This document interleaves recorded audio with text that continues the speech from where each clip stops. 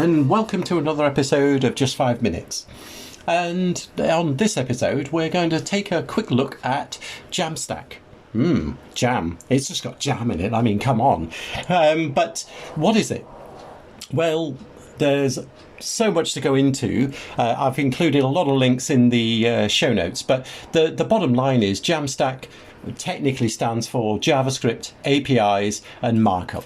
In other words, plain old HTML, JavaScript calling APIs. In other words, it's not tightly coupled to a backend. So, for instance, if you work with .NET MVC or PHP or whatever it might be out there, there's usually the fact that you've got the whole application and the view bit, you know, the markup, razor in the case of .NET MVC, although not exclusively, that is all bundled with the whole main application. So this is obviously part of a common pattern of removing, if you like, the front end from the back end. And even more than that, really, in my opinion, is the separation of lots of these things into smaller chunks that can be distributed and maintained separately. So the great thing with the JAMstack side of things is that, again, you can have APIs. They could be serverless APIs. They could be, so that I did an episode on Azure Functions or AWS Lambda, but not exclusively to that. So it's not to think that somehow the API part has to be serverless. It could be microservices. It could be just a plain old .NET web API or the equivalent in Java or PHP or whatever it might be. But the point being is that there's that separation now from the front end, which I'll be honest, I've been doing for quite some time anyway, because it just felt easier to keep the front end and the back end separate. So from a deployment perspective, it really helps, because one of the big things with JAMstack is essentially it's static files, and there's lots of things like static site generators out there, which is another thing that I've got links in the show notes for. You don't have to use a static site generator. You can just use your HTML, JavaScript, CSS type of tools. You could use Angular and Vue and React and whatever you like, Svelte or whatever it might be.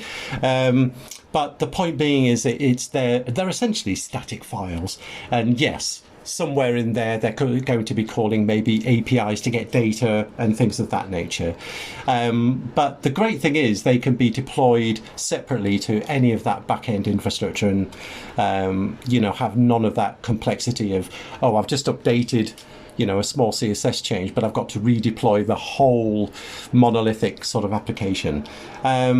Interestingly, and it's, again, not exclusive to this, but there was a Microsoft Build conference recently where one of the things they've announced is Azure Static Web Apps, which, they've obviously, people have been hosting static files in things like storage or Amazon S3 for really, really cheap static website hosting, and that's fine. You can still use that. That still is JAMstack technically, but what Azure has done, and I'm sure Amazon and the others, Google Cloud, are probably doing the same, is that Azure have got a specific offering now, again called Azure Static Web Apps, that can literally just pull from GitHub, build your static application. And when I say build, it's essentially just doing its thing as you would do with an npm sort of command line. But the point being is it then gets distributed on a content delivery network, because it's essentially a static application, and off it goes. And it's very cheap, it's very efficient to distribute.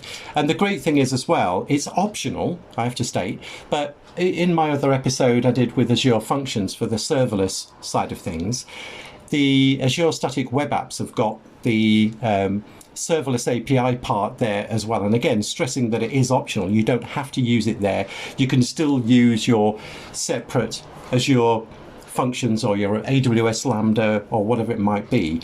But that just makes the whole experience when you deploy, for sure, so much more straightforward. But again, It's really down. I think it's personally something that has been happening for a while now, where there's the separation from the front end to the back end, and I think that will just continue to be the case, along with things like microservices.